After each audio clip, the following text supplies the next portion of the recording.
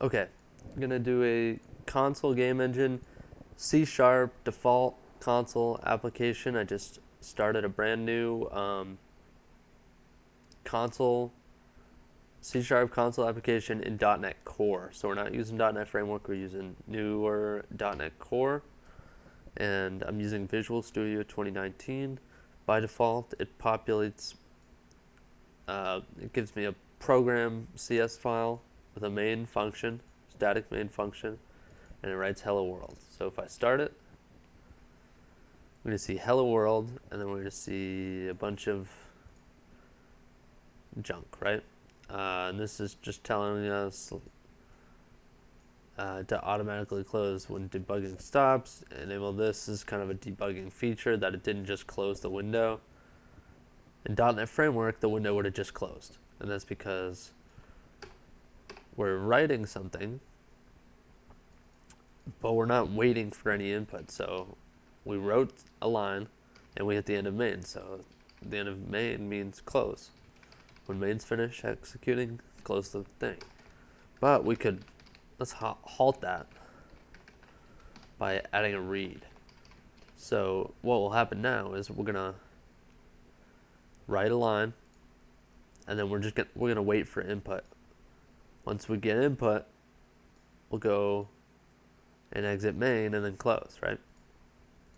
And we won't see that ugly .NET Core message. Hello world, no message. And then we see it because it closed. And notice we're not debugging anymore. But the console window is still open. That's kind of the beauty of .NET Core. We're actually kind of running off the command line here. It's pretty cool. It's we could execute our application from here, and it will run in the same window. Anyways, so in between these two, we want our game engine, right? So first things first, let's draw a, let's make our window, right? Or let's make a shape. How about that? We'll make a shape.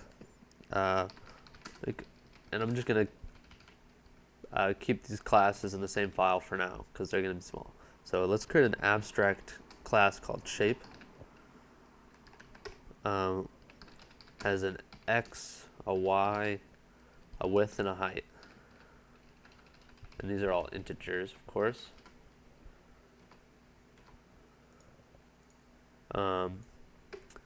And then let's give it a color. So in console applications, there's an enum called console color, and that's how you can set the background and the font color. So let's call this BG color, background color. And let's create an abstract function, draw, right? So every shape will have to implement the draw function. So that's what makes each shape unique, right? So let's create a unique shape. Public class rectangle. Let's create a rectangle, the easiest shape. And it inherits from our shape class, our abstract shape class. We get an error because we have to implement draw, which we will, public override void draw. And what are we going to do for draw? For now, let's just write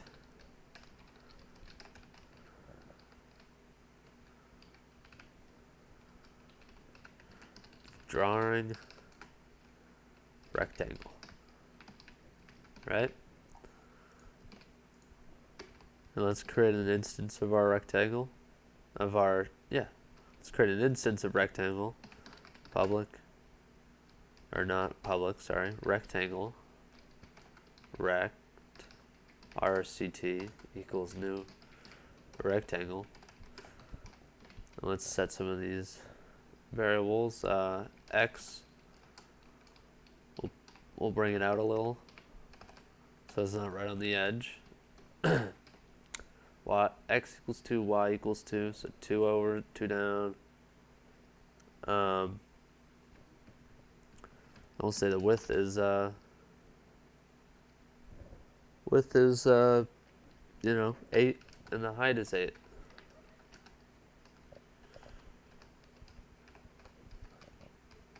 We'll say the background color is red. So what happens if we just run that? Oh, well, we didn't write draw. We didn't call the draw function. So let's call that. Oops.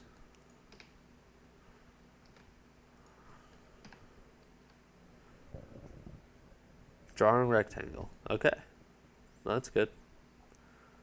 So we know our inheritance is all set up correctly. Everything looks good. So let's actually draw the shape. So what we're going to do is we're going to loop through each space.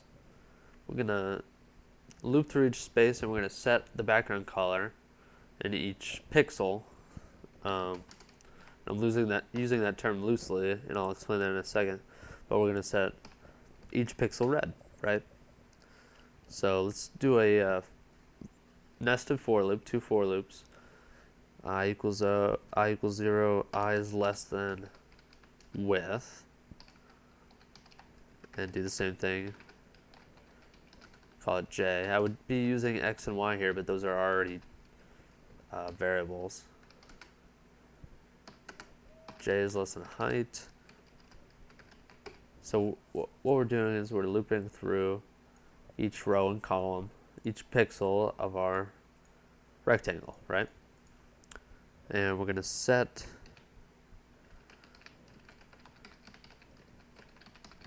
console.set cursor position. So this will move our cursor to our x and y position. So right now all we're doing is we're moving our cursor to each pixel in our square, in our rectangle. Next, let's actually write something. Let's just write lowercase 0 and, or actually let's write a space, because we're actually using a color. So what we're going to do here is we're going to set the background color. We're going to loop through our rectangle and draw spaces, which will create a red background. And then we're going to change the background color back to the default, which is black. So console.background color equals BG color. Loop through, draw a bunch of spaces, which will make the background red. And we'll set the background color back to black. That way, if we want to draw anything else, it won't have a bad black background. I mean, it won't have a red background. So, let's see. Okay, so this is wrong, right? I thought we wanted a width of 8 and a height of 8. You would think that would make a square, yet this is a rectangle.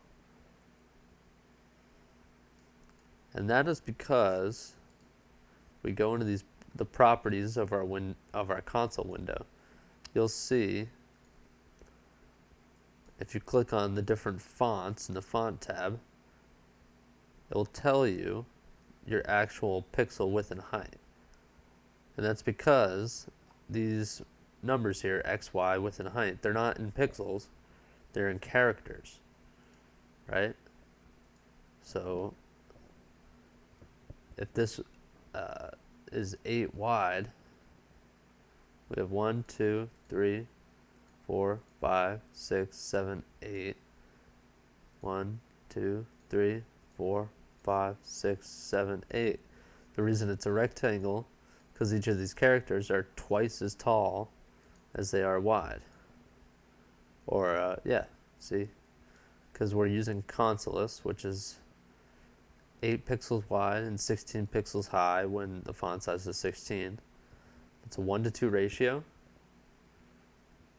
So what we have to do if we actually want a square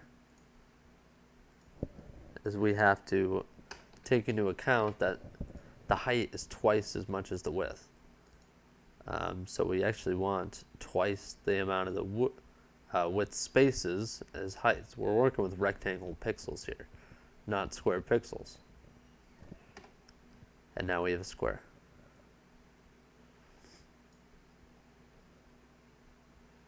But there's still something wrong. I said 2 and 2 here. I messed up. So we're looping I through J. I is, we're looping through our rectangle here, our square. We created these new variables, I and J. They start from 0 and they loop through W. But our X and Y values aren't being used. So we can just add those in. These are like offsets. X and Y are offsets. We can just add them in at the end here to our cursor position. Now it's 2 over and 2 down, and notice it's not a perfectly square down. If we wanted it squared, we would actually do half the Y.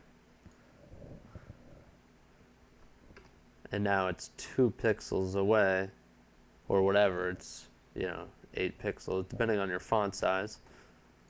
It's 2 away, but it's even in terms in pixels as it is from the left as it is from the top. And yeah, so I think that's a good place to stop.